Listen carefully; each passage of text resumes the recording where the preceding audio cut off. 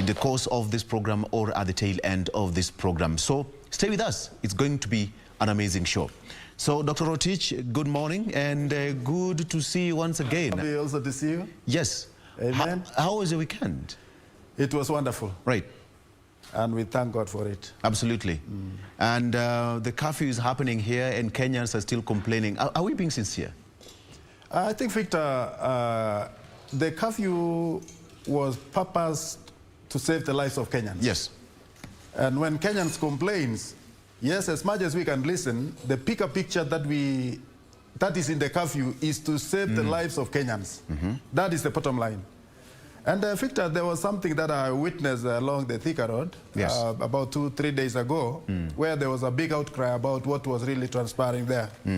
There is one thing that really caught my eyes: the issue of ambulance being blocked. Yes. And also there was an outcry that there were people who were being ferried to hospitals who could not get a chance to pass through the barrier. That in itself actually caught my concern. And then I was saying, I think as much as we appreciate what our security are doing, they must also be sensitive. Because I came across a lady who was calling the IG for things that you can reason. I don't think IG is micromanaging everything that we do. There is that delegation of responsibilities. And I was expecting that the security men on the ground must have their discretion as per what the conditions on the ground are actually prevailing, so that they can solve the problem underneath. Because by the time you get the IG, who must be a very busy man, the man who is behind the wheels, somebody who is sick, somebody who is in the ambulance, cannot be able to be assisted. So the whole issue will be counterproductive. Somebody is dying here and we are trying to save the lives. So that is something that our security people must be very sensitive, and they must live up to it.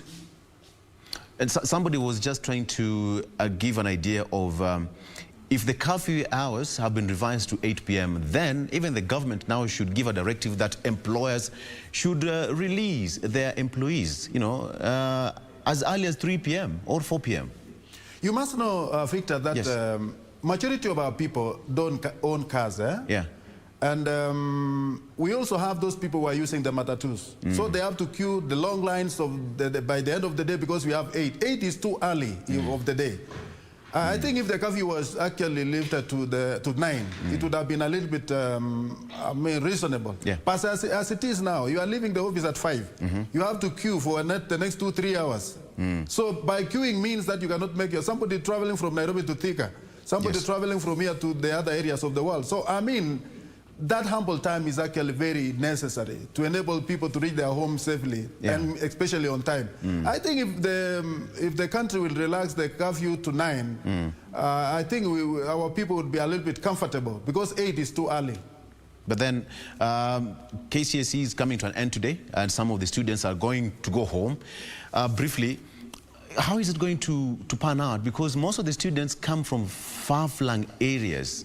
As by yesterday, Victor, even I witnessed also a number of, you see, those who finished their exams yesterday, they also got stranded. Some of them got stranded in the bus stops, And what I was looking at it, Victor, I think with the way we are managing our society somehow, I don't know, because you know that the schools will close down. The students are in uniform.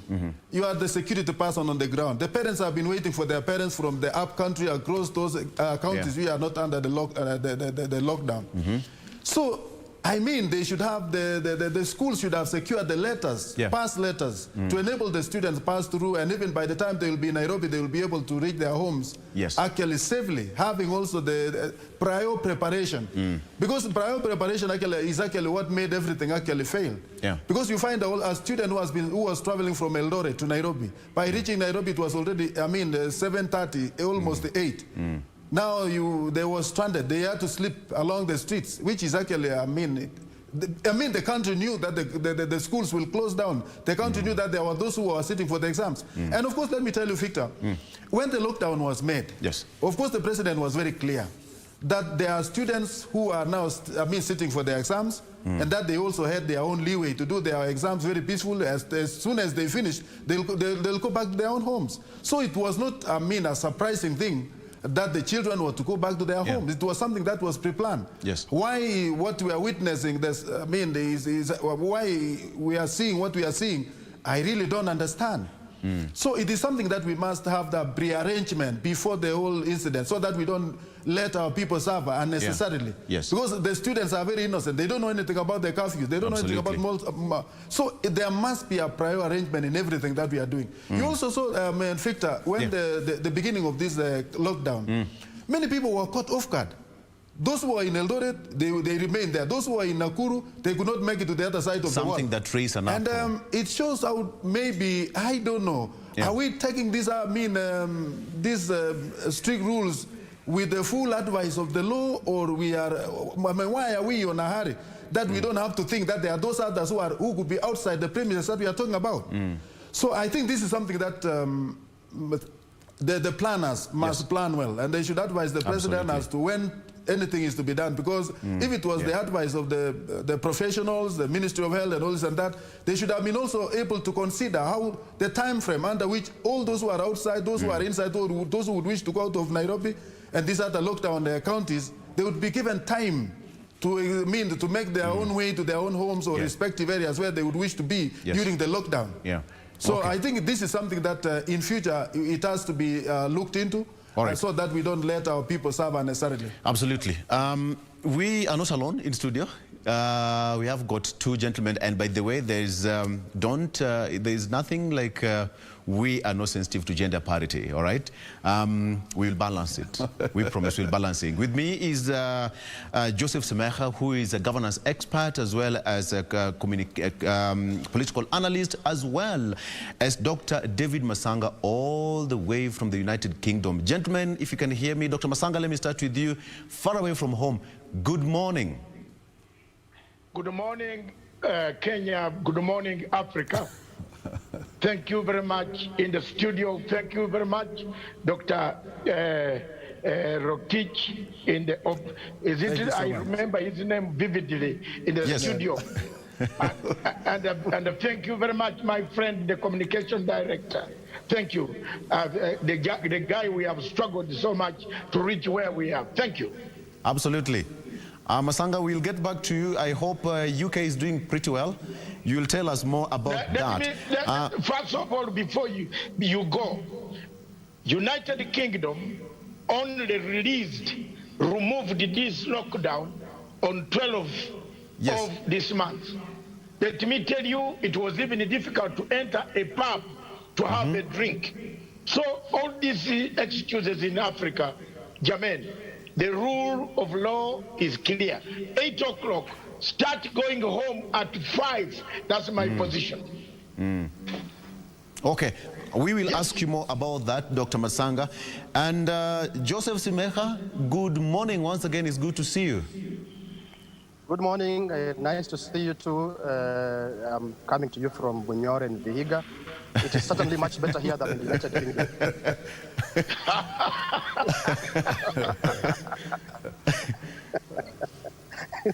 All right. Yeah. All right. I hope everything is fantastic down there in the village, and we are going to get more into details. We've just been talking about the issues, lockdown, and there is an uproar from a number of Kenyans saying that this is just affecting them. What do you say about this, Simecha? I hear you. I actually have a slightly different opinion. While as a matter of principle, I agree with what Dr. Masanga is saying. Yes. People must respect when laws, rules, procedures are put in place. But a government has a responsibility, one, to prepare its people, to give it information in advance and prepare its people. A government also has a responsibility to facilitate, to aid the obeying of those rules and regulations. And one of the person you were talking to earlier put it very well. A lot of people do not have personal means of transport. They are compelled to stay at work until 5 p.m. that Dr. Masanga is talking about. So unless the government works in advance with employers, what can these people do? And if they don't go to work and stay until 5, they don't earn.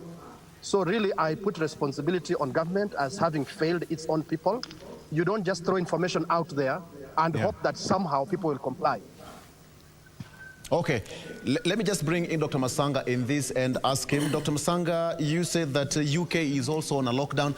What is quite different with us here in Kenya, and what are some of the lessons we can borrow? And how are they handling it there in the UK? First of all, as you know, the pandemic has hit hard in Europe.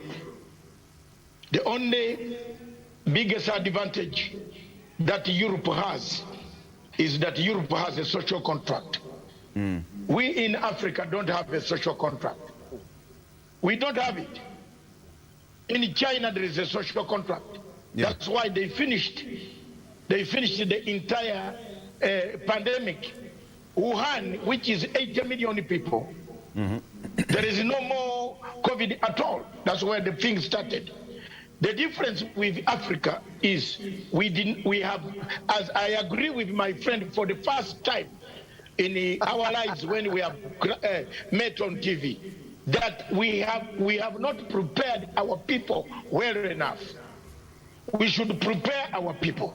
And two, although, yes, let's tell the truth, our characters are very bad. We have bad characters, we Africans. We are reactive. We are not proactive. If you ask an African that there will be a case in The Hague, he will go to get the visa on Friday when he's flying on Monday. And they inconvenience the whole system. Why are we not proactive? On 18th of February 2020, yes, I was in The Hague on the Somalia case with Kenya. I wrote a document. I warned Africa. I wrote to 54 heads of state that this thing is coming. On the 7 heads of state took my letter and replied and said, thank you very much. And those that took my advice includes my own country. Yes. 7 put regulations. I want to ask people in Kenya. Okay. Why is the rate of infection across the border? All right. Bwana Masanga, we'll get back to you. Bwana Masanga, I'm coming back to you shortly. I'm coming back to you shortly, and we are going to discuss more in details. Let me just bring in Rotich in studio. Rotich, you've heard what Dr. Masanga is saying. What is your take on that? I think, Victor, we are talking about 2 different worlds. Yes. Kenya is quite different in the sense that the standard of living of our people is quite low. Majority of our people are living on hand to mouth. They are living on what they are getting on daily basis. Yes. So they must go out if they have to eat. So this is a whole world of difference. We don't stock our food. We don't even so what we are investing so much in is our time. We are also investing, our day-to-day, lookout for food. So in this case, we cannot equate ourselves with these other developed countries where they can stock their food for several months. So in this case, Kenya is a different place and it must be treated differently. Yes. And in this case, when you are preparing for a lockdown, the country should be preparing on how to mitigate the problems that these people are facing, especially in the areas of food. And in the areas, like now when we talk about medical facilities, there should be a arrangement or plan as to those people who have been depending, like those people who are now applying from outside the 5 counties which are under lockdown. Yes. They are getting their medical services in Nairobi, Nairobi Hospital, Kenyatta Hospitals, Karen Hospitals. All these hospitals are centered in Nairobi. Has it been prepared before the lockdown that these people have their free way to their health facilities? So these are some of the things that we must consider. Absolutely. And if we have to have these people locked down, are we able to provide food for them? If the government is not able to provide food for them, then they must be given an ample time to look for their well-being. What they are actually eating on daily basis. So that is the difference. That is a whole world of difference between us and other countries outside. The European countries. Okay. They can have a permanent lockdown for several months. All right. So let's get into the gist of the story today. And over the weekend, and a lot of meetings have been happening. And let me bring in Simeha from Vihiga in Bunyore. Simeha, the race to have Ruto running mate is actually heating up. We have got two camps already, one supporting Mathira MP Rigathi Gachagua and another one supporting former CS Mwangi Kiunjuri. What do you make of this? Are we going to have a crack in the Ruto camp anytime soon? I don't know whether we'll have a crack or not, but as a matter of principle, I think now the political dynamics are taking a better turn.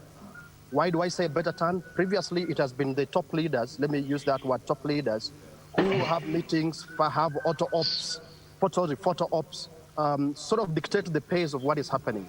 It is very nice to see the power shift to a lower level where there are people who are coalescing and talking and discussing and organizing and then making demands on the leadership, on the top leadership.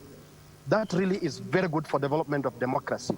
Oftentimes in our country, it is the most powerful, the top leaders who make decisions and then dictate what happens even at the lowest levels in the wards and constituencies.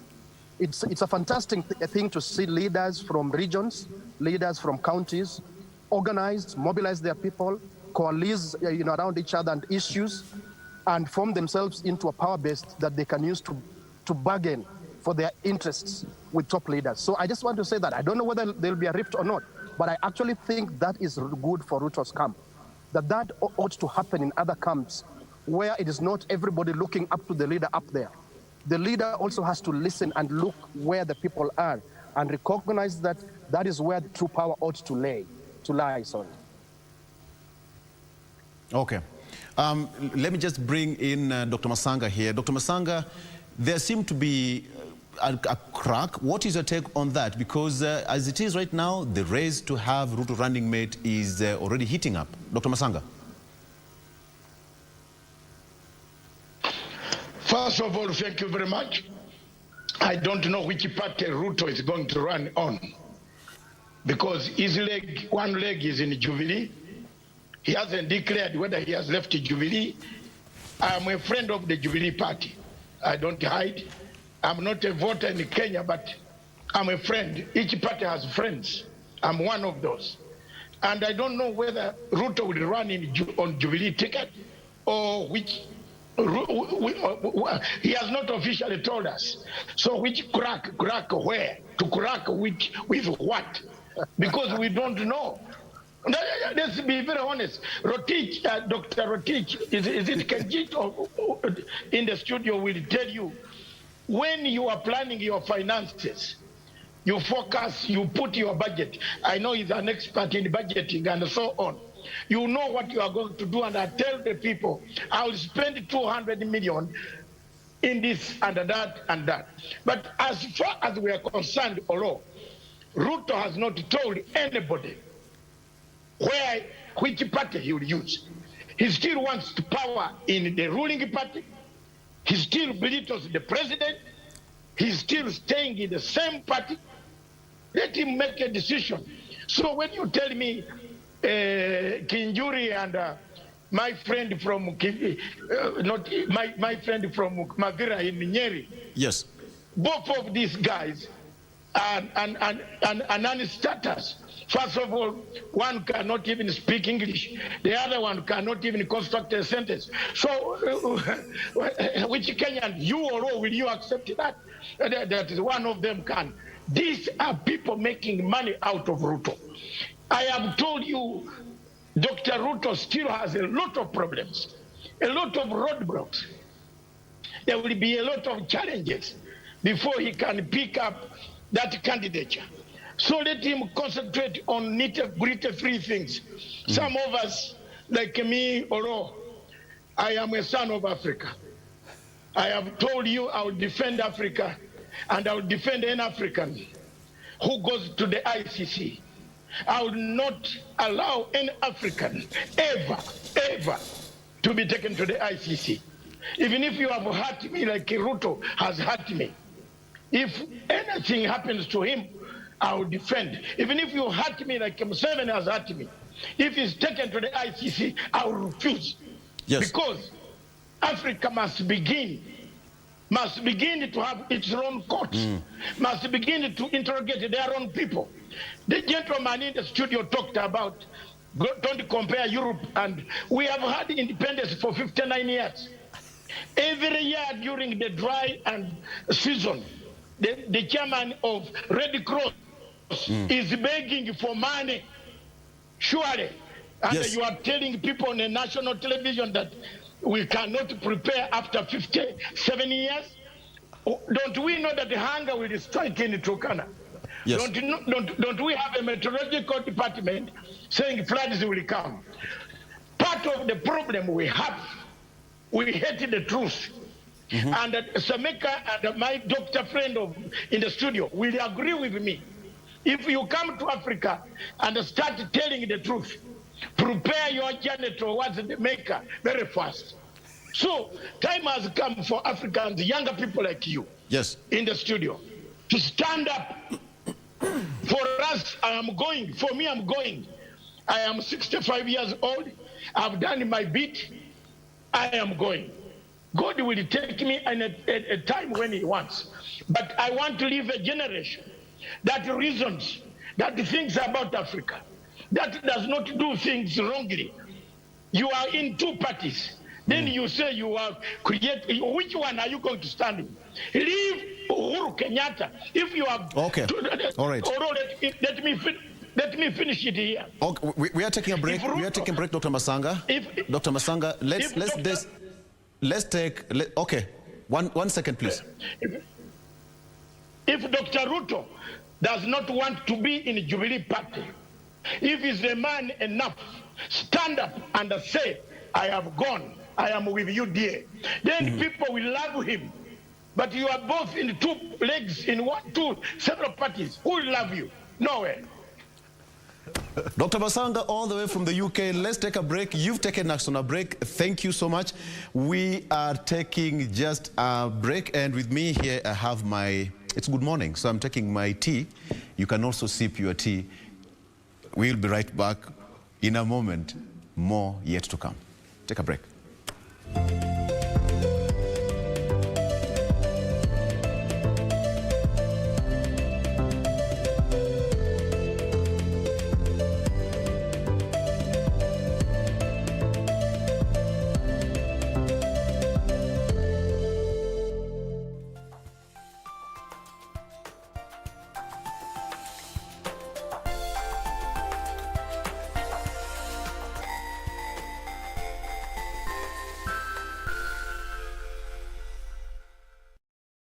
Je, umeomoka? Kama hujaomoka kwenye Quickly ndio mambo yote. Hapa tuko na fridge, kodi yake ni CM. Tuko na gas cooker, kodi yake ni CK. Tuko na TV, kodi yake ni TV. Tuko na simu aina ya Samsung ni SM ama Oppo ni Oppo. My friend, mahali popote unanitazama, eka hizo kodi zake kisha utume kwa 4032353. 4032353. Alafu utakuwa unaomoka na hizi bidhaa. Kumbuka kwenye Quickly ni bila bora zaidi kwa bei ya chini kwa chini. Can you believe we get to come out here every day?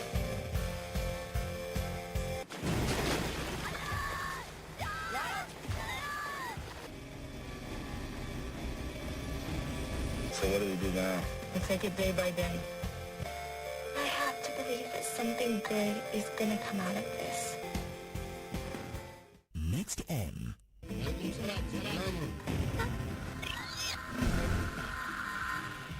Namleta mgeni na mpangaji.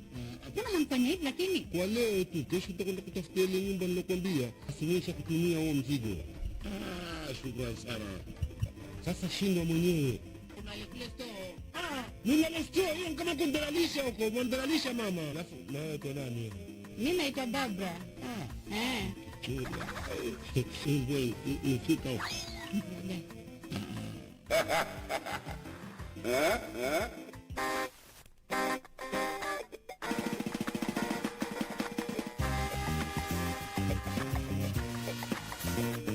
Nichukulie kwa mfano ndani ya matatu. Yaani mtu mzima na miaka zake hizo miaka zote mtu ajui kuandika note. Note tu peke yake. Kusoma kwani inasaidia sana. Mimi nakusaidia na nini? Nauliza. Ni bwana. Chukia. Amanje.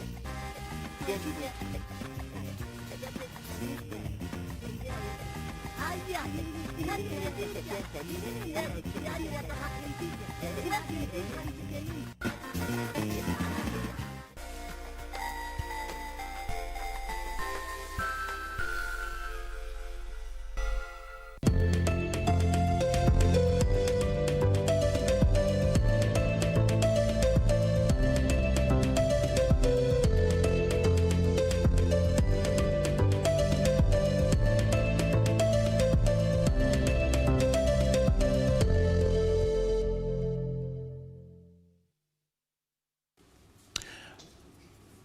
Welcome back. You are watching KBC Channel 1. This is Good Morning Kenya, and we are still on with people and politics. With me is Dr. Rotich. With me in studio, we have Dr. Masanga all the way from the UK, and we have got Joseph Simeha, who is in Ingo itself, in Bunyore in Vihiga County. Gentlemen, thank you for staying with us. Let me come back to you, Dr. Rotich. You've heard what Dr. Masanga has said. Let me give it back to you. What is your take? I think, Victor, Dr. William Ruto, the deputy president, is the most intelligent man. Mm-hmm. He has a whole wealth of information. Mm-hmm. He's experienced. And when we are not guessing whether we will be in Jubilee or he will be wherever he will be at any given time. Mm. But I strongly believe that he has planned himself very well. He's the deputy president of the Republic of Kenya, yes, who was elected along with His Excellency the President. Mm. He has not finished his term to quit the Jubilee Party, even if there are intrigues that we are witnessing. And if you have heard of his talks, he has been explained that if Jubilee will not change, he may opt for another party, which is allied to Jubilee, that is UDA. Yeah. But he has not decided yet. He has given only his options open. And it is not our options to tell him that you quit or you don't quit. Of course, Kenyans are politicking. Mm. But Ruto himself has to weigh what is good for him and what is good for his leadership. Mm-hmm. In this case, he has the trust of Kenyans. He was given the mandate, a 5-year mandate, to assist the president, yes, as his principal advisor. Whether the president takes his advices or not, he is there available to offer his service as he was elected by the people of Kenya. Mm. And going to politics about what is happening all over, you talk of Gachagua, you talk of... right. Let me tell you, Victor, 2022 is hardly 14 or 15 months away from now. And the political alignment are shaping up. And looking or going by it, Victor, you know, much of Ruto's expectation is the support from Mount Kenya. Mm. And they have come a long way with them. Recently, you've heard about some behind-the-scene arrangement that Ruto would wish to to come in coalition with the Right Honorable Raila Odinga. Mm-hmm. That is still something that is subject to, we are still guessing. It is not yet in the open. And one thing that you should know is that these guards, since the rumors went round that Ruto is preparing to maybe bring about the coalition between Raila, you know, Mount Kenya is a rich voting region. Yes. And Mount Kenya has stood with Ruto all along, as he has stood with His Excellency the President. Yes. And Ruto is banking on the votes of Mount Kenya to make him the president, and of course the rest of the Kenyans. Yes. So when Raila seems to be making his own way to come, to come to alignment with His Excellency the Deputy President, of course Mount Kenya is also watching very keenly, and that is why Ruto has to balance his politics very well. How he relates to Mount Kenya, how he relates to Raila, how he relates with Western Kenya, the rich voting the county. Mm. So in this case, what I'm seeing on the ground is that Mount Kenya would be negotiating for a better position in the government of His Excellency the Deputy President come 2022. So that is a very natural happening. And of course, you've heard His Excellency say that the only gateway to Mount Kenya is the front door. Is the front door. And it now depends entirely on how the Deputy President will pass through the front door to the rich fort areas, the central region. All right. But this is something that I want to tell you, Mr. Victor. Briefly, yes. And this is a situation whereby His Excellency the Deputy must balance his politics very well. He has to get the votes from Western Kenya, which we also believe it is a high population.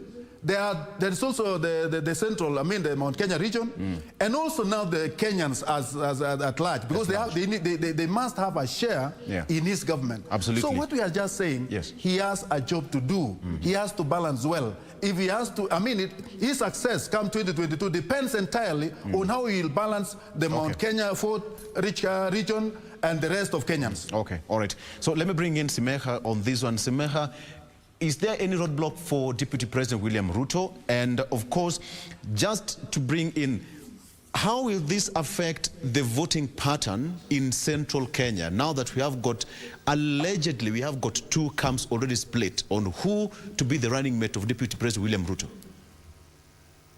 There certainly are many roadblocks, some from the system, some from just the political dynamics in Kenya, and there will always be roadblocks for, anyone who is looking for political power in Kenya.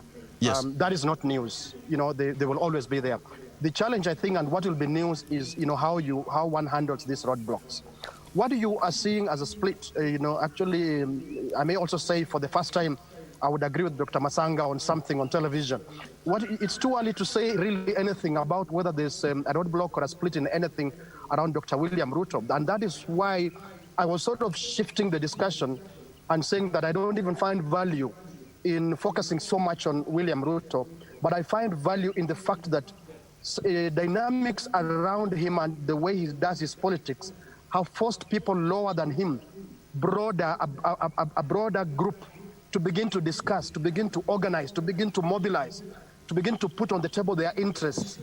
And I think, as the media, you owe it to the people to encourage that kind of discussion rather than just focusing on these 1, 2, 3 individuals. That, what is the role of the rest of us? From MPs to MCAs to those who have just an interest in politics, or do we just have to wait to be pangwad, as Ruto likes to say, kupangwa by those, who are higher up there? I think the people who are lower, the people who are, these people depend on for support, can actually organize them, can actually make demands and shape which direction they go. So for right now, we keep focusing on which direction Ruto goes according to his own determination. It would be interesting to see which direction he goes, or any one of these other politicians, Ruto, Raila Odinga, Musalia Mudavadi, and so on, according to how the people who support them determine. Yes. And for me, it's good to encourage people to organize, mobilize, and force their political leaders to listen to them and to go into the direction that their supporters demand, based on articulation of interests. Yes. So I would find the issue of a running mate from Mount Kenya a non-issue if it is not about representation of interests. And I think what will prevail from that region or any other region in this country will be articulation of genuine interests of the people. But unfortunately, that may not happen if people remain ignorant and just want to focus on Ruto, Raila, Musalia, whatever, whoever, and so on. The focus needs to turn the way it seems to be turning back onto the people for them to organize and shift the balance of power. Yeah, Dr. Simeha, let me just bring you here briefly. They have met, over 60 MPs met over the weekend, and part of the demand is that they want to see what are some of the economic gains they will gain should they have to support Deputy President William Ruto. Do you really think these are genuine demands, or they're just making them for the sake of it? I wonder why Dr. Masanga is laughing at them. I hope he will explain to us. He will explain to us. I hope they're genuine, but you know what will make a difference? Those MPs are organizers, they are mobilizers, they are leaders. Yes. But what will make a difference is whether they can demonstrate their interests are hooked into the interests of the people they represent. because sometimes they have run around like, dogs chasing their tails, completely leaving the people behind, and purporting to, to tell the world that by them appearing with for example, Dr. Ruto, they are demonstrating support from Mount Kenya. It hasn't always been the case, because sometimes something has happened and we see a shift in the perception of the masses from that region. So I think what is going to matter, and I would like to give them total benefit of doubt and hope that those demands are genuine. What is going to matter is whether they demonstrate a connection between what they are saying and the demands from the people they represent from their constituencies. And that, again, for me, would be really beautiful in terms of our politics in this country. Yes. That it's shifting from what the leaders decide, it's shifting from what leaders say, to them having to follow the interests of the people who support them. Absolutely. Let me bring in Dr. Masanga here. And Dr. Masanga, you laughed, and yes. Smeha is just wondering, and why did you laugh? And what is your take on this particular part? Dr. Masanga. First of all, I just want to tell you, and to tell your, my fellow colleague, Dr. Rotich, in the studio, yes. Raila Amolo Odinga will be on the ballot. Okay. Single-handedly. He doesn't need Ruto. Take it from me and record it this day that I told you. Rotich will respond to that. Sleep. Yeah, go and sleep, enjoy, put your legs anywhere in the water, in what Raila Amolo Odinga will be on the ballot. Why? Why? If you see me, who has been his chief critic, I'm one of those who knows the editor from long time ago. Right. I am not a civilian, I'm a soldier. From 1978, I've worked with the people of Kenya, the Luo people. Obote trained me to love Luo people. Okay, so what do you think? No, wait, I'm coming. I'm now telling you, point number one, Raila Amolo Odinga will be on the ballot. You forget your thing of saying he's talking to Ruto. To do what? To do what with Ruto? They talked in 2007, you saw what happened. They will do what? Two. But Dr. Masanga, they say in politics there are no permanent enemies. There are no permanent friends. I have not said they are enemies. I am only telling you what I know. Do you want me to add the word authoritatively? So that you can know and take my word seriously. Raila Amolo Odinga will be on the ballot. Okay, it's upon him to declare. He's not declared that. We'll wait and see that. Yes. No. Yeah, the handshake candidate. Okay. And I repeat, the handshake candidate will be on the ballot. Whoever wants to come under there, you can form your UDA, you can do whatever. Point number two, people don't like the truth. Point number two, the people saying they want demands from Ruto. If I were His Excellency Dr. William Samoei Ruto, my younger friend, a younger man I saved from the ICC, please keep this money for your children. Okay. Keep the money for your children. Because some of these people, I don't want to use a bad word on your television, but some of them are sharks. They want to pay their bills, sir. What work on the Madeni? There are some of those MP, there are like two of them. They will not come back. You will not come back. I have started the pattern of Kenyan voting pattern. You can bring me an exam. I and Rotich will sit down. I will beat Rotich and he will add his marks on mine. No, Masanga, no. Yes, I'm saying the truth. The voting pattern, let me speak my mind. Okay. The voting pattern of Kenya, how people vote in Kenya. Yes. My dear friend, they are not going to vote for Ruto. These guys are just looking for money. When politics comes, the man who is going to go in that region and say, you know what? This is what I want. The man you should watch out for is one guy who will deliver this vote, rich vote area, is Uhuru Kenyatta. Whatever inroads Ruto has made in Mount Kenya are money-making inroads.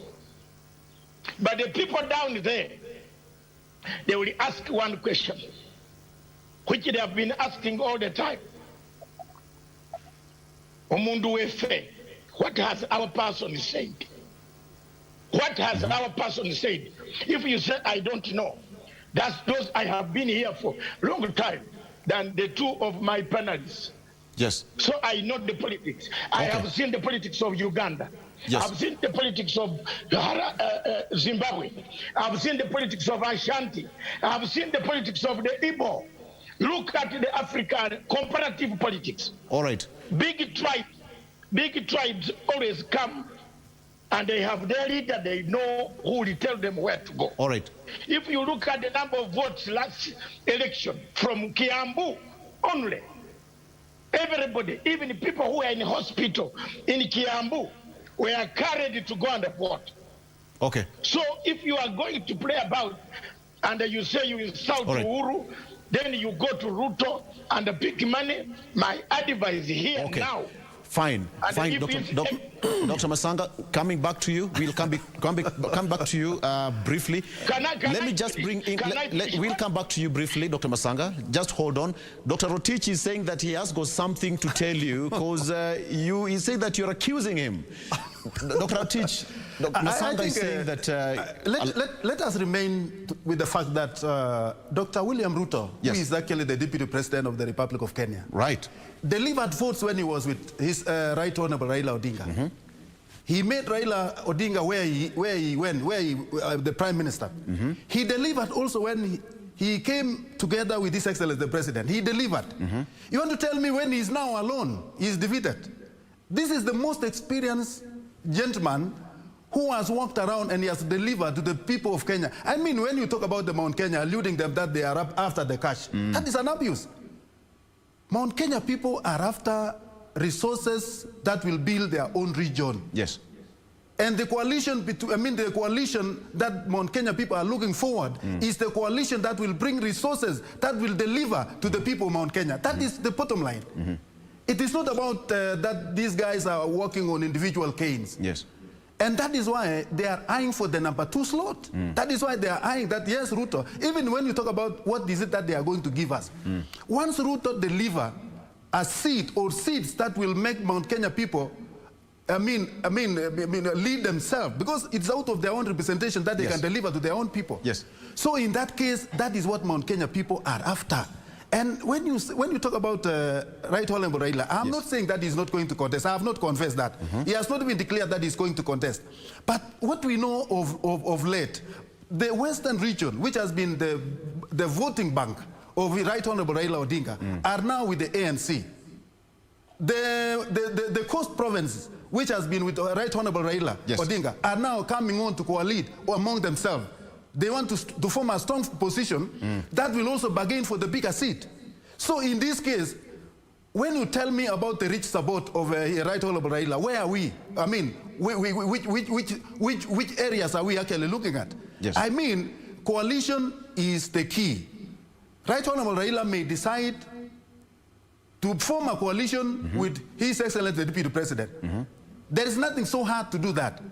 And even when you look at it, Victor, you can see there must have been a positive discussion behind the scenes. When you see the two oppositions actually talking together, you see there is more peace in their talk than ever. Let me ask you this. So are the MPs, because the MPs that have been meeting are both from Central and from Rift Valley, majorly. Yes. Are they genuine? Are they so honest to Deputy President William Ruto? I believe they are honest. How can you measure honest, Victor? These people, they have been working together all along. Those from the Central, they have been visiting Rift Valley. Those from Rift Valley, they have been visiting Central. How can we measure them, the extent or the magnitude of faith that they have? What we can tell by what we are seeing is that they have been together. And in this case, Ruto has made inroads to every region of this republic. It is not only about the central region. Yeah. Even Western Kenya is the home of Ruto. About more than half of the MPs are talking the same language with Ruto. Just the other day, we saw Kiminini MP Didmus Barara saying that he's going to take a sabbatical. Let me tell you, Victor, as it is now, as the real politics are actually shaping up, you cannot miss one or two people who will actually defect. Yeah. I mean, Ruto is a politician, and those others who are surrounding him are also politicians. ANC would wish to build themselves. There are also all those others in other places who want to build their own regions. So in this case, finally, when you talk about 140 members of parliament, yes, my friend, and compare with about 80 members of parliament, maybe from the ODM part, you are seeing a strong force that must be recognized, that must be appreciated. So in this case, His Excellency the President, Uhuru Kenyatta, will not be contesting come 2022. And those who are at the backyard, the people who will now decide the Mount Kenya votes, are the Mount Kenya people. Okay. They must talk among themselves. They must say, which slot are we eyeing in the next government? And by the look of things, they are looking at number 2 slot, which of course they are entitled. They have numbers. And that is why they are now, even though they are jostling among themselves, yes, of course it is so, I mean, it is very, very normal in a democratic setup. Okay. Finally, the people of Mount Kenya will decide who will lead them. And that is actually something that we are, so Ruto is not in danger in any way. Those people are discussing who is going to be, who will take number 2 slot or number 3 slot. You can see Masanga on my I know Masanga is I know what I understand about this. Masanga is like you're in a class and you have got something burning. Let me say something to... No. Let's just go to Masanga before his hand drops down. He's Masanga, burning up. What are you saying? I agree with you. Yes. I am an leader in Africa. Yes. I give advice. I am just telling His Excellency Dr. William Samoei Ruto, yes, spare some of this money for your children. Because I know the people he's dealing with. Some of these people were people I was buying lunch. I know how they operate. Honestly, I have not said he will not pass. He can win. He will win a constituency. That's not a problem. He might be the president. That's not a problem. But for now, the race is too early. I am telling him to spare his money so that his children don't suffer in the future when he doesn't have the money. Because when you find some of the guys who went for a meeting in Rwanda, if you find them in another hotel, briefing other people what they want, you can go and die quickly. So I am now telling Rotich, yes, how will you have a president from the Rift Valley and then have a deputy from Mount Kenya? It's the same thing. You are now taking Kenya. What about the Western? What about the coast? Political science you need a strategy. I am a risk assessment officer.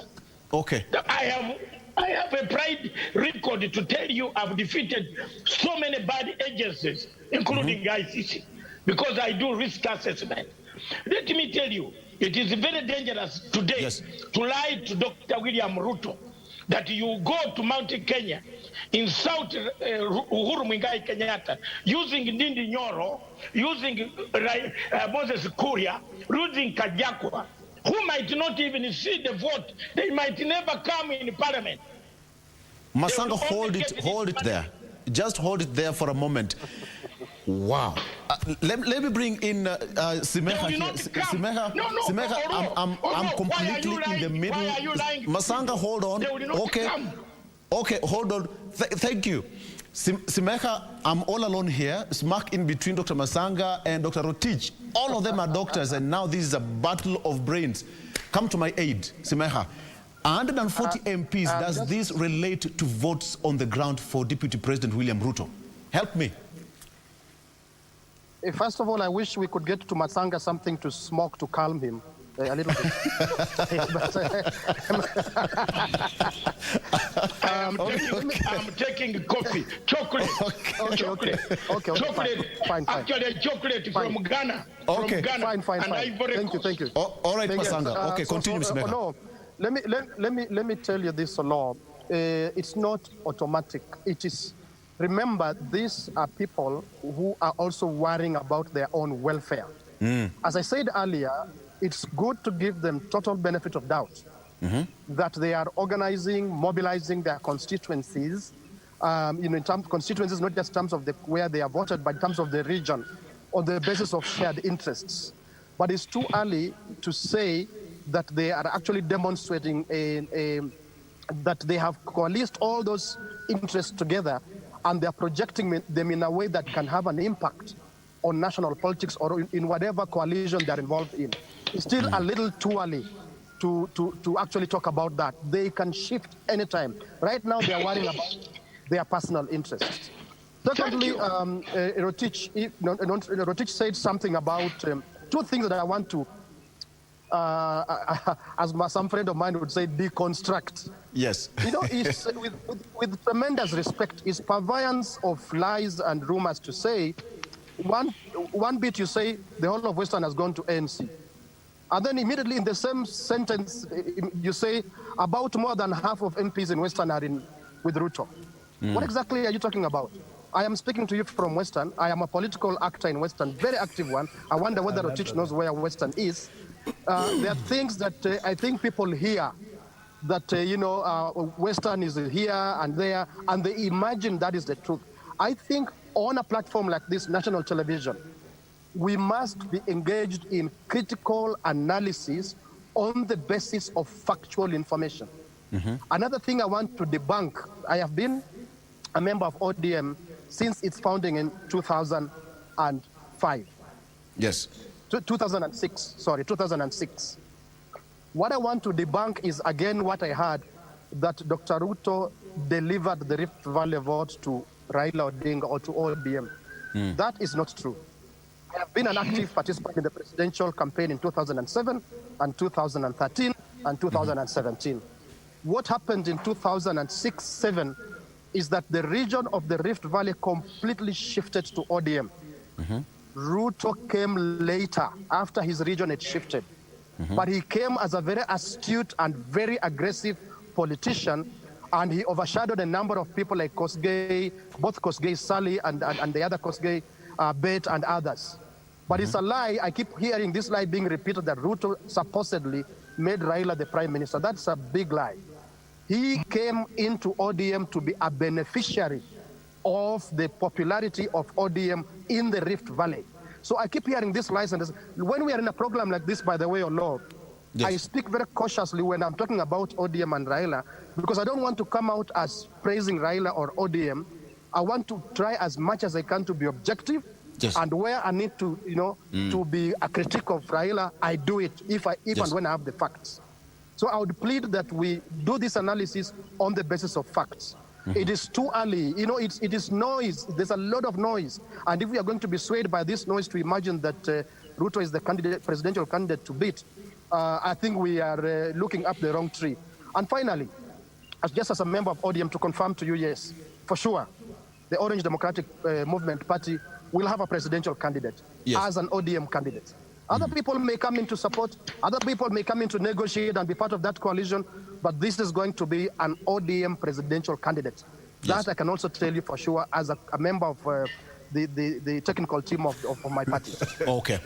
Thank you, Simeta. And on that note, gentlemen, we just need to take a very short commercial break. We'll be right back with more after this break. We want to talk about the BBI. The MPs have finally agreed to vote on some of the key BBI issues, as well as we expect Senior Counsel Ngatia to face the JAC panel today. What does he have to say on that? Let's take a break. We'll be right back in a short while. Stay with us.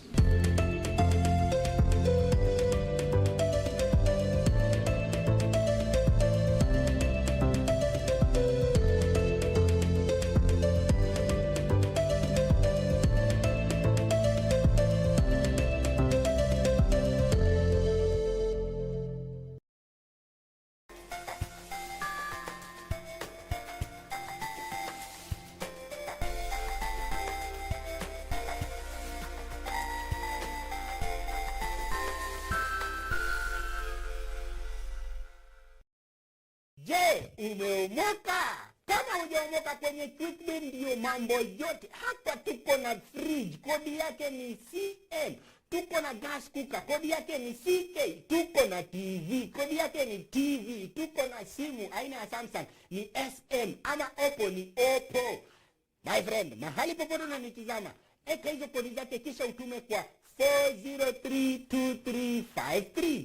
4032353. Alafu utakuwa unaomoka na hizi bidhaa. Kumbuka kwenye Quickbit ni bila bora zaidi kwa bei ya chini kwa chini. Tonight on KBC Channel 1. Call the police station. Let's go. No, let me go. I'm innocent. I didn't do anything. Someone shot your wife. What? She's at the Continental Hospital. Emma asked Amaya to go to her apartment, and either she or someone else shot her. Oh, my sweet Lord. I was arrested, and they want to put me behind bars. What? I need a question. Please help me. I have no one else to turn to. She got into an accident, and she was shot. Oh, no. Oh, my goodness. Tonight on KBC Channel 1. His will is still alive, Nikita. My son Ashok is still alive. If we had to capture Ashok alive, then we had to keep Bindusar alive as well. I completely break your spirit. How can this stop me from entering my own home and protecting my people? No matter how much you think, we cannot get inside. What is going on? Who are they? Whoever has closed the door will not be spared from our curse. Just get that one thing clear in your head.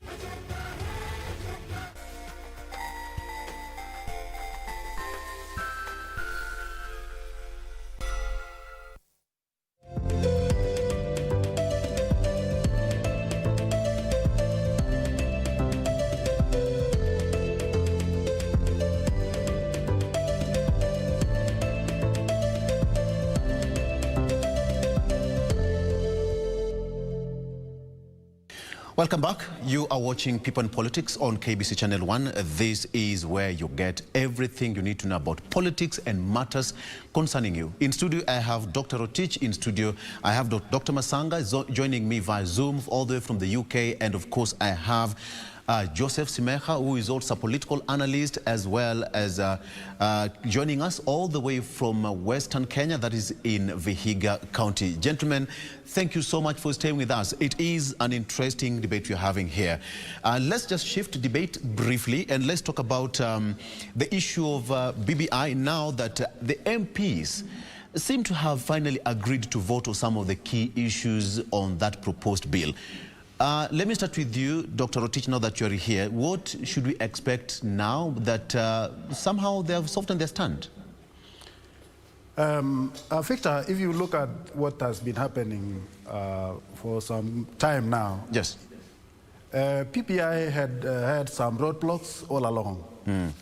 And the most contentious issues seems to have been ironed out, maybe except this issue of creation of the new constituencies, which of course most of the MPs seems to have been, differed with the original drafters about the inclusion of that, because they say that is a prerogative of the IEPC.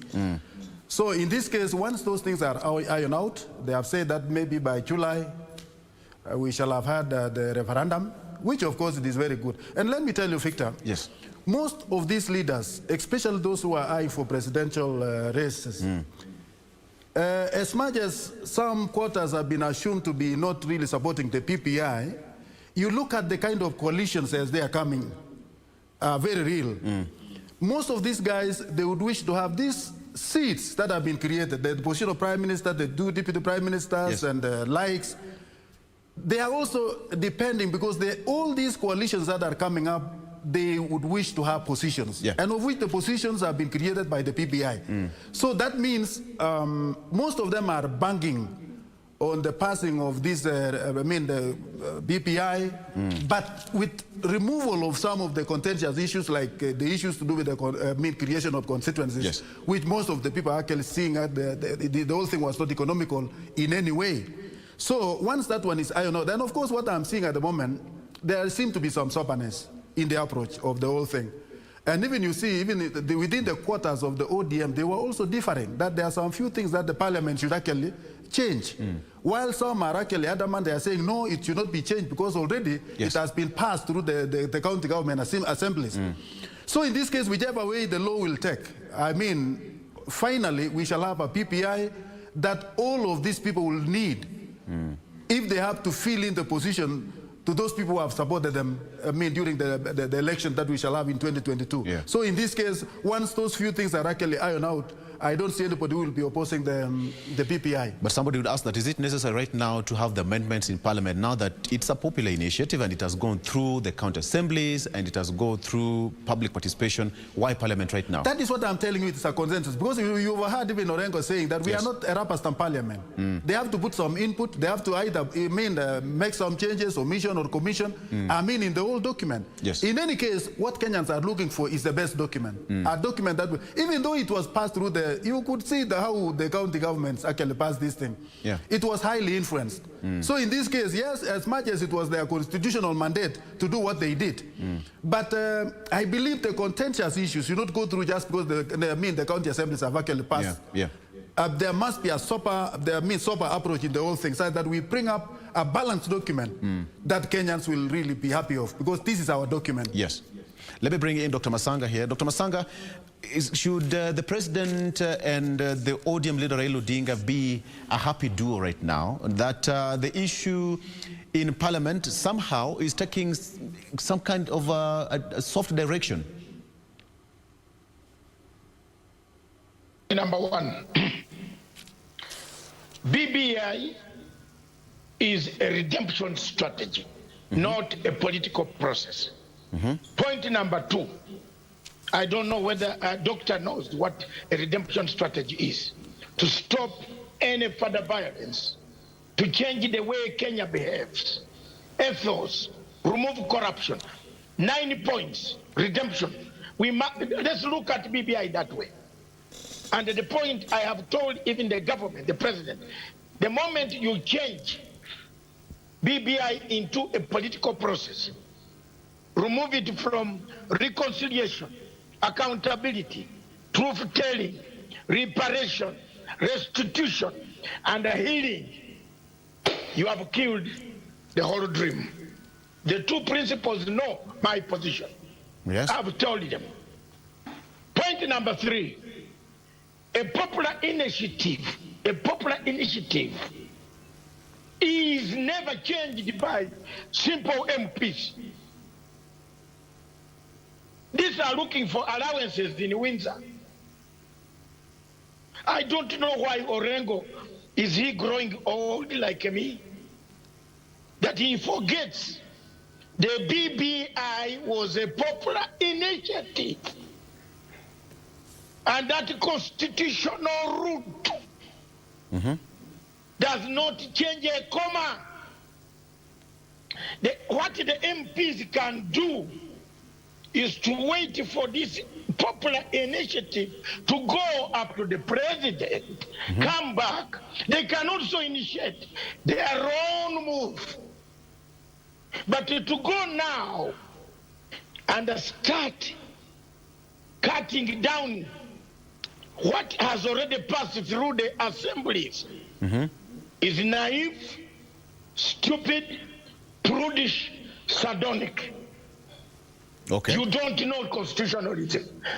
Point number three, east or west,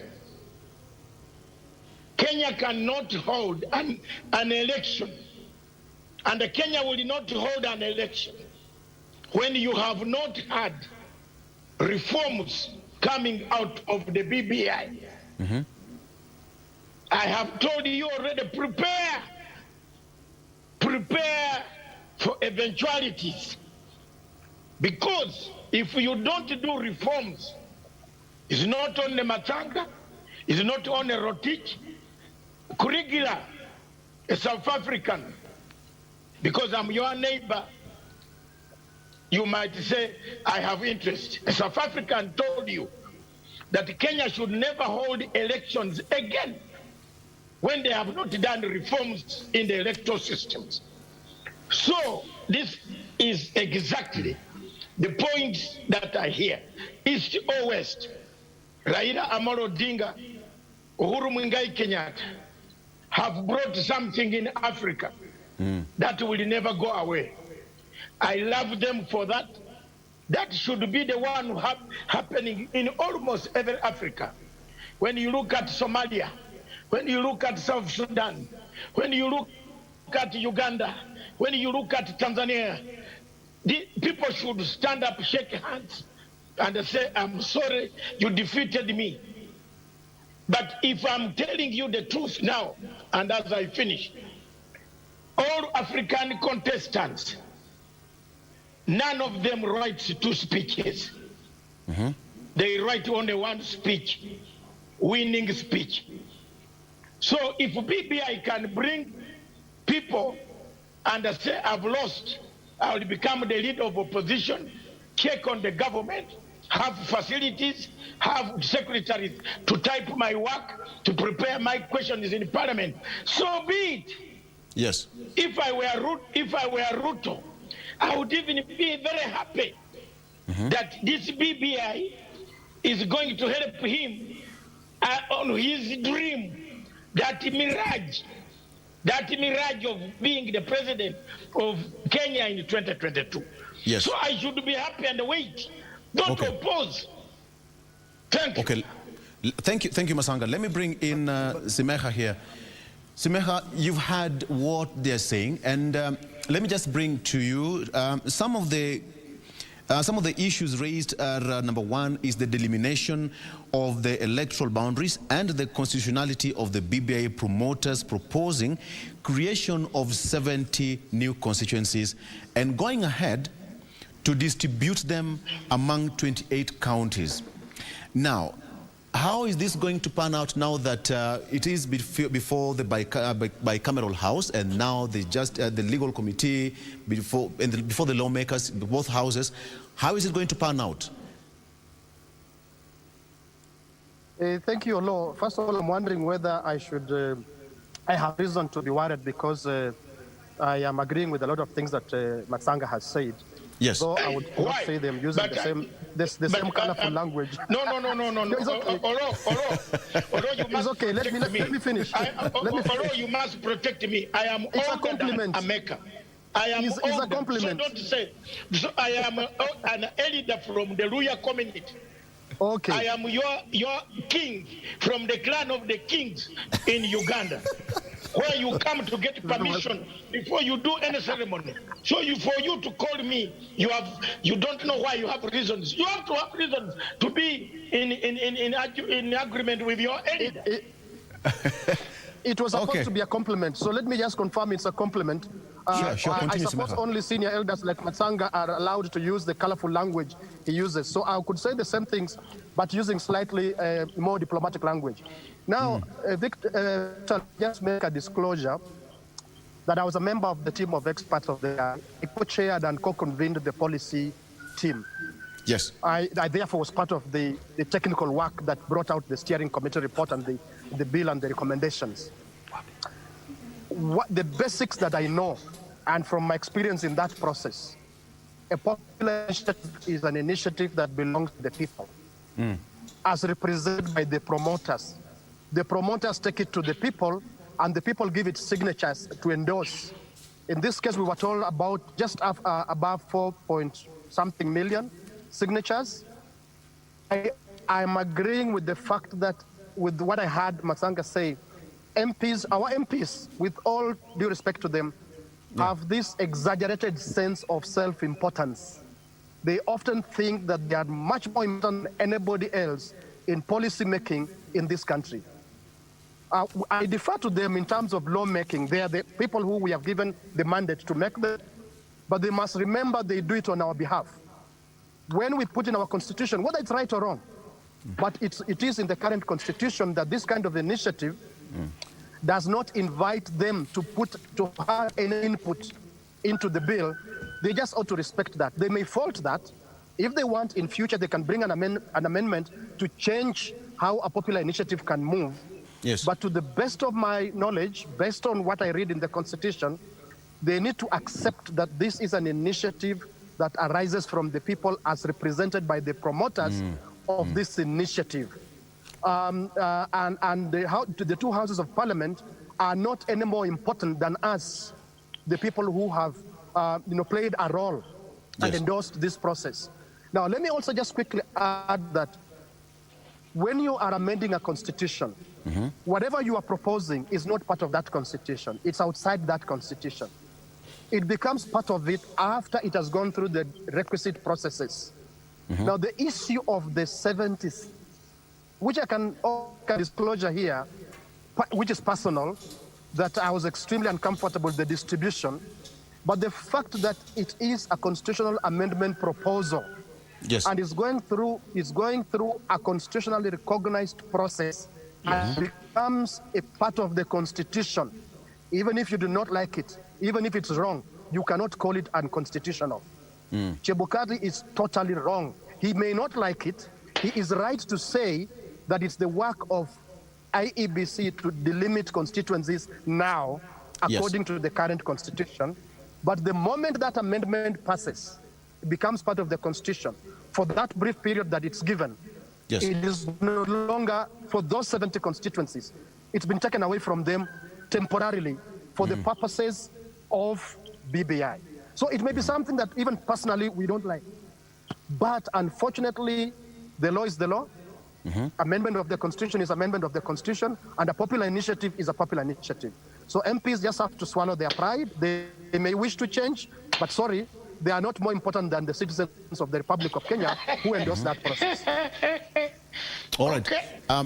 Just bringing in Dr. Rotich here. Thank you, Simeha. Dr. Rotich, you've heard what Dr. Masanga and Simeha is talking about. Do you see a situation where it's going to sail through, simply? But it depends on how the parliamentarians will handle this thing. Because when you look at it, Victor, look at it this way. Why is it that this document has to pass through the parliament? If the parliamentarians have nothing to do with it, then it should have been taken direct to the referendum. So the motive behind taking the document to parliament is to be able to be criticized and to come up with the changes that they can make. And that is what I believe that the parliament can do. They are not only they are not going to do the rubber stamp kind of thing and pass it through. No. And you must know, Victor, how we started this process. It has been controversy upon controversies to the level where it has been. Yes.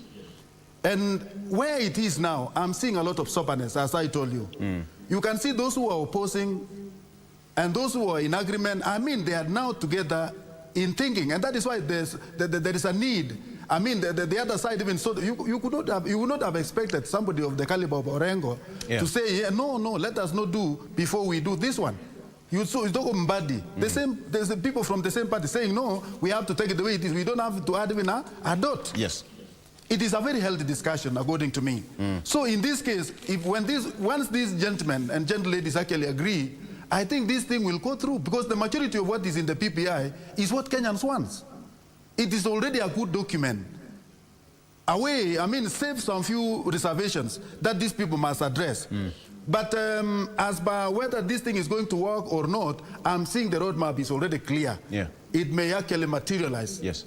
But what we are now banking on is the time frame when these people will actually push it to a referendum, because when it is just within the parliament, it is actually, over delaying, because we don't see any much that is to be done. But then if it goes through the issues of boundaries, if it sails through, we have got referendum in June, but Mbadi is quite adamant that it might not happen because it's the matter before the courts.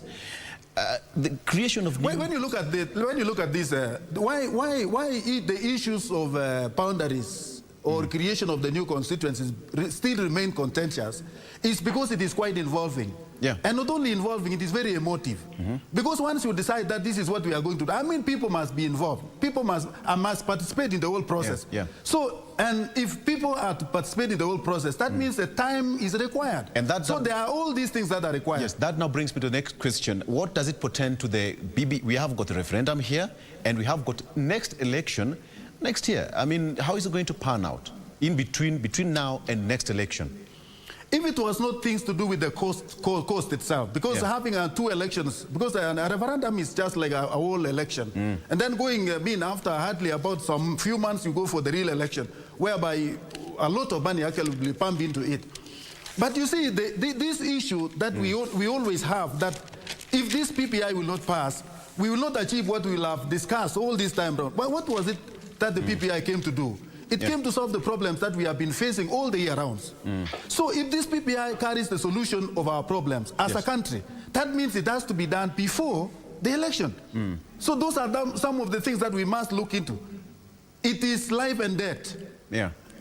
So if this will solve our problem that we have been having all these years, as proponent of the PPI have been actually arguing, that means we have to do it. So this case, those who are actually discussing about this contentious issue, they should also come to agreement and say, let us remove this one relaxfully. Like now, this issue of constituencies. What is so difficult to say, let us put this one aside? Because it is not a do or die kind of issue. It is something that can be done away, and then we leave it to the PPI to do after the election. Yes. Okay. There you have it. We are going to take you live to the Supreme Court, where the Judicial Service Commission are still holding their sittings. This is the second week of the interviews there on my magic wall. There you have it. The red carpet laid and everything ready to go. Today we have got Senior Counsel Fred Ngatia, who is going to face the JSC panel to be interviewed for the position of the Chief Justice. Yesterday we had got Justice Nduma Nderi, who also faced the Judicial Service Commission, and today it's going to be interesting to see how Fred Ngatia is going to perform there. Many things have been said on social media. Many people have talked about who is likely to take the position, but it is not in our hand. It is in the hands of the Judicial Service Commission to get two names who will then be forwarded to President Uhuru Kenyatta to make a formal appointment. So as soon as that starts, you know the drill. KBC Channel 1 will give you that live coverage from the Supreme Court of Kenya. Now let's come back to Simeha. Simeha, this is it. So are we expecting anything special between now and next election in terms of the budget that is going to be included? It's going to be expensive, for that matter. We have got 4 commissioners at the IEBC who are supposed to be vetted and to fill the gaps. And as well, we have got a referendum here. What do you read out of all this? Simeha. Thank you very much, Olo. First of all, on constitution processes for amending the Constitution, yes, the requirements are not dependent on discretion or opinion. It doesn't matter what any one of us thinks. It has to be what the Constitution says. So you may disagree and think that we should set this aside, remove this matter, let MPs have an input. You are entitled to those thoughts. But it's not about what we think. It's about what the current Constitution of the Republic of Kenya says, and we must follow that. Secondly, you mentioned something to do with the courts, and it's important for us to take notice of it, that this process has some contestations that were taken to court, and they are awaiting determination. Just one thing for us to watch out, Olo, is that courts of law anywhere must never injunct people's decision-making processes. They can supervise those processes to ensure that those processes stick within the law. They follow the Constitution, they follow the law, they follow laid down procedure. But they must never injunct, whether technically by delaying a decision or in terms of a substantive of injunction. They must never ever injunct a people's decision-making process. Courts of law cannot decide whether we are having a bad or a good constitutional amendment proposal.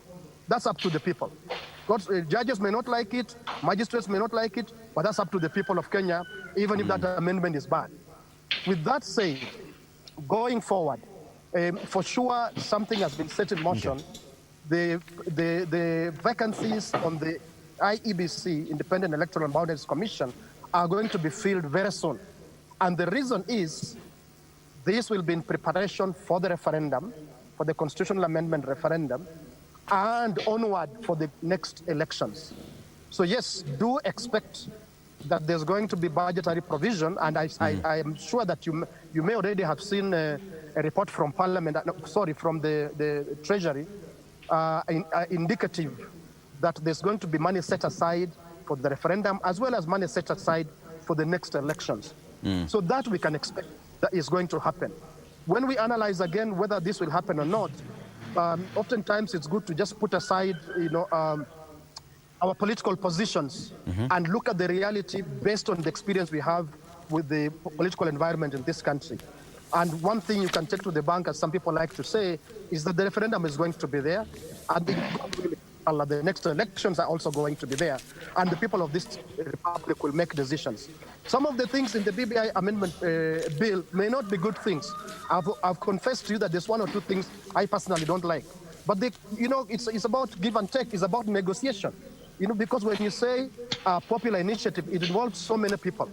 So you may not get it perfect, but there'll be an opportunity, inshallah, for those who feel very strongly to bring about future amendments and change what they may not like. But for now, I think it's important just to expect that we will have those two processes that will result in a different political layout for the Republic of Kenya. And hopefully, people will take this as an opportunity. By the way, this is just the beginning of BBI. The real BBI really hasn't begun. BBI building bridges, it's like now you are laying a foundation for a national conversation. So we put this foundation in place, and then we begin a medium-term to long-term national conversation on... All right, okay. We are coming back to Smeha. It seems we've lost him there because of the network issues. Don't have to worry, because this is where you have to get it all right. All right, so this is it. So as I told you earlier, we have Dr. Masanga. Let me just bring in Dr. Masanga. Some of the MPs now say that it is quite institutional to create the new 70 constituencies. What do you make out of this? I want to thank Dr. Rotich. Yes. In the studio. There's one thing he has said. If this is what has been causing us problems, let's do it and move forward. If it has caused us violence and it can cure violence, let's do it now. Thank you very much, Dr. Rotich. That's a good statement from an elder from the Rift Valley, who has seen all these problems. You and I, we have seen them. Two, you are talking of constituencies. This is a matter that can be brought back after you have passed the popular initiative. You can come back to Parliament and raise another route to amend some things in what about the constituents, who should do what and where and how it should be done. I agree with Mr. Meka on the question of Mr. Wafula Chebukati. In fact, if I were President Uhuru Kenyatta and the people of Kenya, I would not allow Wafula Chebukati to touch my ballot. Agree with you. I would sack him like now, pay him what is owed. He goes to look after the cows in Mount Elko. Two, I am honest man, and I tell the truth. Don't bring more violence in this country. In my county, in my parish, where I was born in 1955, I have Kenyans who have taken up land, 29 of them. They are shopkeepers.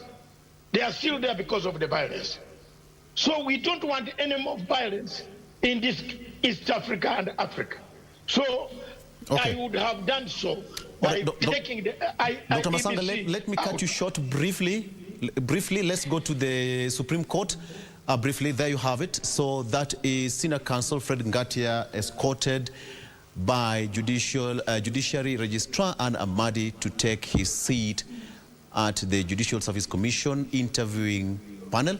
and that is where it's going to be. Today is going to be his turn to face the panel as he is being interviewed for the position of the Chief Justice. Gentlemen, we are stuck of time. We are going for that live coverage. Dr. Masanga, in 20 seconds, please, your closing remarks. In 20 seconds. My closing remarks are very simple. Yes. Abide by the laws of curfew because the disease is invisible. Don't blame Uhuru Kenyatta. You don't die with anybody. You die alone. So if you don't abide by the SOPs, yes, pray to God. Thank you so much. Simeha, your closing remarks, please, as we take this to a close. Yeah, thank you very much. My closing remarks, just two things. One, I hear in those interviews several times people being asked about the judicial philosophy. I think one of the questions the Judicial Service Commission should be asking themselves and all of us as Kenyans, and we have it in BBI, what is what is the philosophy of justice in Kenya? Judges may have their individual judicial philosophies, but have we as a nation had a conversation and come up with the philosophy of justice in this nation called Kenya? Secondly, and finally, let us see these political processes, including the BBI, as opportunities for us to mobilize and organize better for our future. I've spent a lot of time in Vihiga County. I'm doing exactly that, mobilizing and organizing so that I'm not going to blame Raila Odinga or Uhuru Kenyatta or William Ruto when I have failed to do something for myself and for the people I share Vihiga County with. We have to do it also ourselves instead of all the time pointing fingers at those other leaders. Thank you very much. Thank you so much. Thank you, Simeha. And finally, Dr. Rotich. Thank you so much, Victor. I think my closing remarks is to ask Kenyans on issues to do with COVID-19, that it is real, it is devastating, and then we must take care of ourselves. All the regulations that have been put in place by the Ministry of Health, let us follow them to the letter. And I also ask to our security enforcers that please let us be humane in our approach in actually directing our people whenever they are late. We have witnessed things which have not been very much appealing to our eyes. Please let us assist Kenyans. As our civil servants, we must be seen really delivering. Part of delivering of our service is to act according to the law. Yes. Let us effect the COVID law enforcement to the letter. I think that's the perfect way and the perfect place to end this particular show. Gentlemen, thank you so much. Dr. Rotich in studio with me, Dr. Masanga all the way from the UK, and Joseph Semeka from Vihiga. Thank you so much. It's always a pleasure having you. My name is Victor Lowe. For now, we are taking you straight to the Judicial Service Commission at the Supreme Court after this break, where Fred Ngatia with the Senior Counsel is facing the JAC panel. Thank you for joining us and have a good morning. See you tomorrow. Bye-bye.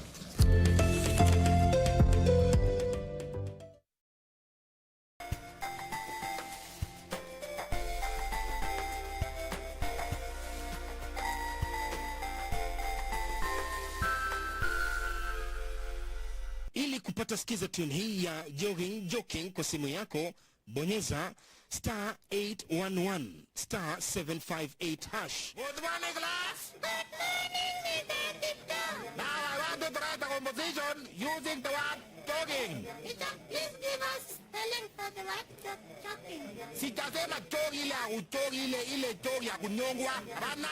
Ninasema jogging. Na sitasema jogi ile ndio unasema jogi ya kukimbia ya marathon ama ile jogi ingine ile jogi ya television ya kucheka. Sitasema hiyo jogging, na maanisha jogging ya brain ile kukimbiza akili cha changamoto. That composition using the word jogging. Ili kupata skiza tune hii, bonyeza *811 *758 hash *811 *758 hash. Can you believe we get to come out here every day?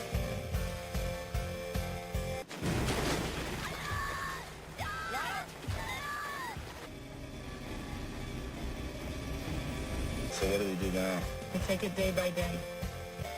I have to believe that something good is gonna come out of this.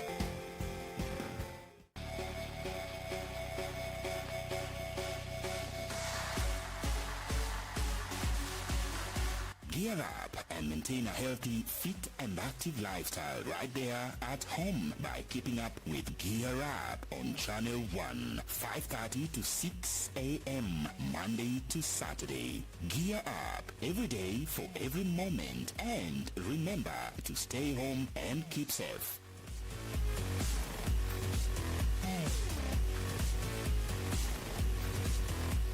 Je, umeomoka? Kama hujaomoka kwenye Quickbit ndio mambo yote. Hapa tuko na fridge, kodi yake ni CM.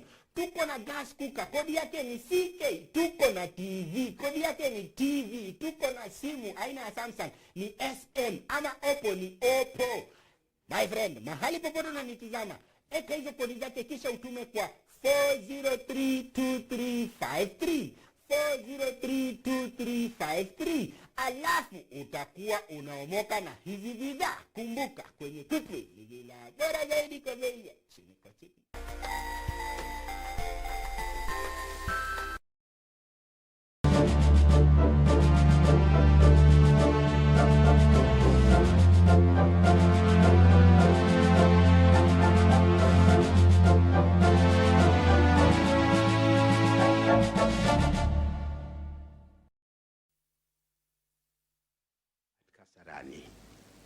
Soon thereafter, Attorney General nominated me to look at a very difficult problem that has persisted in this country, or had persisted in this country from the time of independence.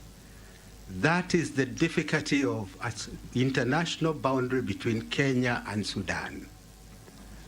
I was entrusted with that task. Ultimately, government, together with the British Council, sponsored me to undertake a Master's in Law program at London School of Economics, and as part of the LLM program, to undertake original research in Kenya-Sudan boundary.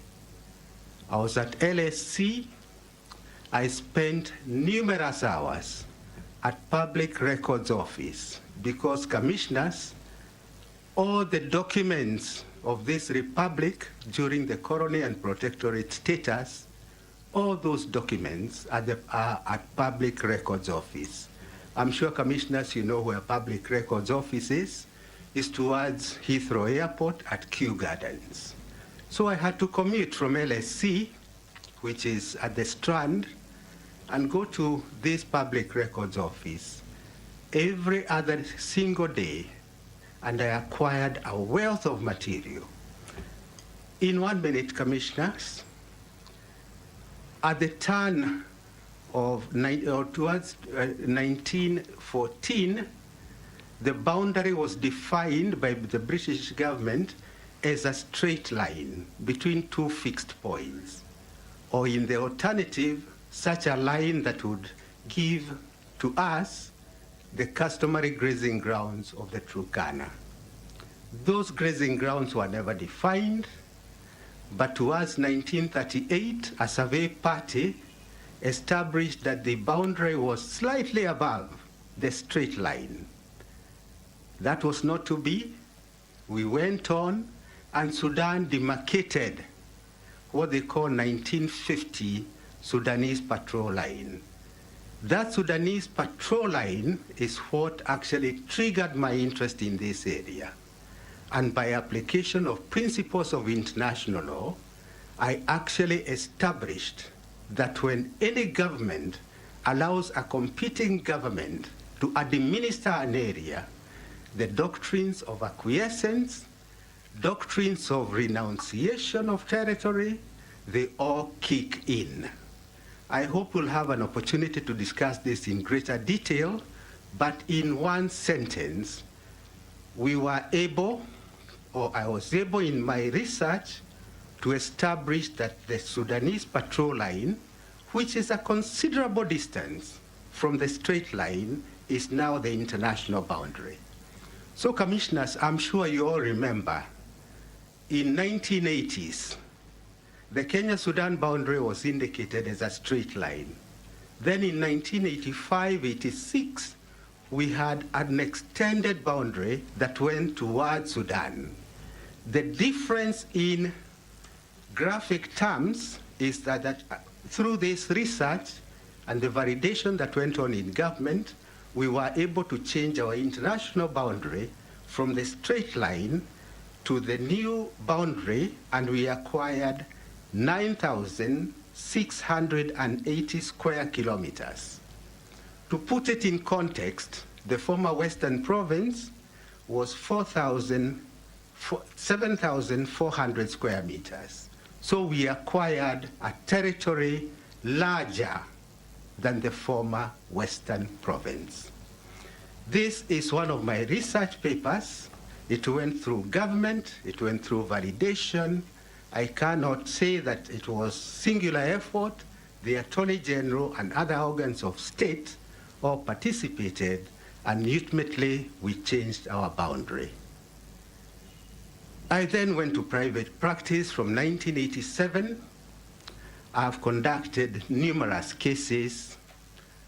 Of interest would be I acted for ECK in the Kriegler Commission and also in the Waki Commission, where it was demonstrated that weak laws, weak institutions, weak governance structures can actually collapse any republic. Kriegler Commission report demonstrated and illustrated the weaknesses which were within our legal system and the lack of capacity in the electoral process and the lack of independence in the judiciary. I was part of a team. My team leader was John Musyoka Annan. I was his able assistant, and we also had Nyamodi. Paul Nyamodi is one of my colleagues. A team of 3, we represented ECK. It was a gigantic effort. We learned so much about the need to have proper laws and proper capacities in key institutions that deal with elections and the need to have an independent judiciary. Professor, thereafter, I've given my CV. I was instructed to work for National Assembly, and this is interesting, against the Senate in an advisory opinion at the Supreme Court. You may remember that there were the tough wars at the beginning of the 2010 Constitution, which is the superior house. But like lawyers, we do what we know best. We posed what appeared to be a very innocuous question.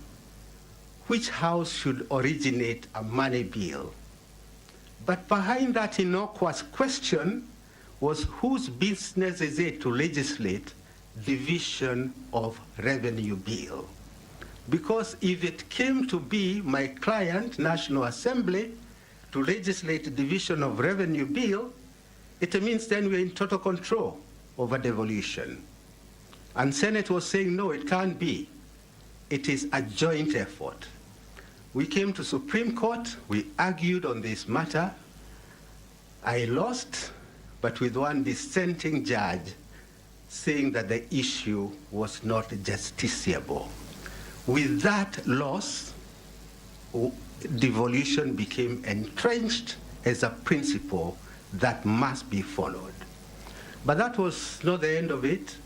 Barely 2 years ago, I was again instructed by the Council of Governors also about division of revenue bill.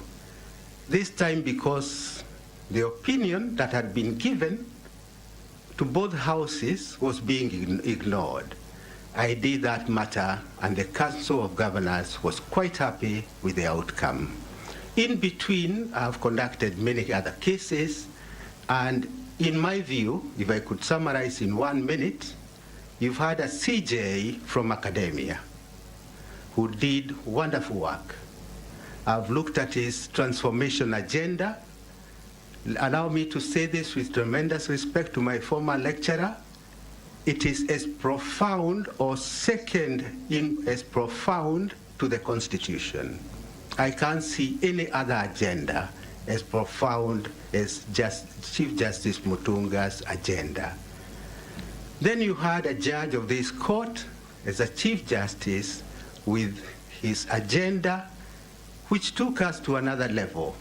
We have more magistrates, more judges, courts all over the country, a wonderful experience. But what you now lack is somebody who has been a consumer of this service. I've been knocking at the doors of the High Court, Magistrates Court. I've been to all the courts in this republic. I have that eye that no other would have. For 40 years, I've been in Magistrates Court everywhere. I've been as far as Lokitang. I've been in every part of this country. We had 14 High Court judges at 2011. I've been to each of those. I've been to every Court of Appeal station in this country. When Supreme Court started, I was one of the early practitioners in that court. I have practiced in that court. I have wonderful professional relationship with the judges of that court. And I do believe, Professor, that I have that eye, a practitioner's eye, that can be able to see the real weaknesses and the perceived weaknesses and come up with a transformation agenda slightly advanced from access to justice. From access to justice to another agenda that would be, which we will discuss as we get along. Thank you, Prof. Thank you very much, Senior Counsel. Clearly, Senior Counsel, you are a successful lawyer, Senior Counsel by all standards, given what you have told us and also what you have read from your CV. What I haven't heard, as Senior Counsel, that I want you to explain to us is I've not seen much evidence of Mr. Gatia, the leader. So please demonstrate to the Commission and to the public that you are that transformative leader we are looking for.